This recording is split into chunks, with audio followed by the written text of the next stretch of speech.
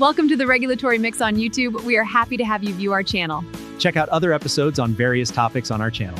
Now on to our show. Inside 503B outsourcing facilities, large-scale compounding pharmacies that manufacture sterile drugs in bulk, production runs on strict standard operating procedures. When it comes time to test these batches for quality and strength, many facilities pull a pre-approved testing method from the USP, the United States Pharmacopeia, which acts as the official rulebook for drug standards. The industry assumption is that a USP monograph is a guaranteed, ready-to-use recipe. You follow the steps and you get a compliant result. The standard protocol involves running the drug sample through an HPLC, a high-performance liquid chromatography machine, which pumps liquid under high pressure to separate and measure the exact chemical components. If the readout matches the USP standard, the batch is cleared for commercial release. Then an FDA inspector arrives, reviews that exact testing paperwork, and issues a Form 483, an official notice of regulatory violations. The citation specifically references 211 CFR 2165.E. The inspector notes that the facility failed to establish the accuracy, sensitivity, specificity, and reproducibility of its testing methods. Having a published USP standard does not give a pharmacy automatic clearance. The FDA requires documented proof that the published method actually works accurately on the facility's specific floor, using their specific instruments and personnel. Treating a compendial method as an infallible manual without testing it against local conditions leads directly to the release of potentially adulterated drugs and triggers immediate federal enforcement. This flowchart compares validation against verification.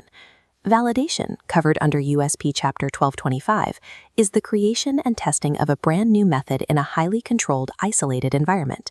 Verification, governed by USP 1226, is the process of taking that established method and proving it functions correctly in a local lab. Under USP 1226, a local laboratory must perform tests to prove 4 specific pillars: accuracy, precision, specificity, and reproducibility. A method validated in a pristine environment can break down locally because of equipment variables. A microscopic deviation in a local lab's column temperature or a slight shift in the HPLC's flow rate can fatally alter the test results. Beyond the machinery, there is the matrix effect. This is the chemical interference caused by a compounded drug's specific formulation. The excipients, inactive ingredients like preservatives, buffers, and antioxidants, react differently under testing than a pure drug sample would. This chromatogram chart illustrates the matrix effect in action. Depending on the local formulation, an excipient's chromatographic reading can overlap and mask the reading of the active ingredient. When those peaks merge, the test goes blind. The machine can no longer isolate the active ingredient, meaning it might pass a dangerous, overpotent batch or fail a perfectly safe one. The FDA strictly enforces USP 1226 because the invisible variables of a 503B's unique drug matrix and local equipment easily compromise a standardized compendial method. Inspectors are actively targeting method verification failures, generating a dense paper trail of recent enforcement actions. In one case, 𝗂𝗵𝗂𝗀 laboratories utilized a single assay testing method to measure the same active ingredient across multiple different drug formulations. They did not verify the method independently for each specific drug mix. The FDA ruled that standardizing a method across different matrices without specific verification for each one violates cGMP, the current good manufacturing practice regulations that serve as the baseline for legal drug production. Another facility, 𝗵𝗲𝗄𝗏, observed unknown peaks appearing in their UPLC analysis. UPLC is an ultra-performance variant of HPLC that runs at even higher pressures. The facility was cited specifically because they lacked a completed specificity study to scientifically account for those unknown peaks. Hybrid Pharma attempted a different route. During their audit, they presented the inspector with a verification process that was marked as initiated and ongoing, arguing that compliance was in progress. The FDA rejected the response entirely. A facility cannot commercially release a product based on a promise to verify. The testing report must be fully completed before a single vial leaves the building.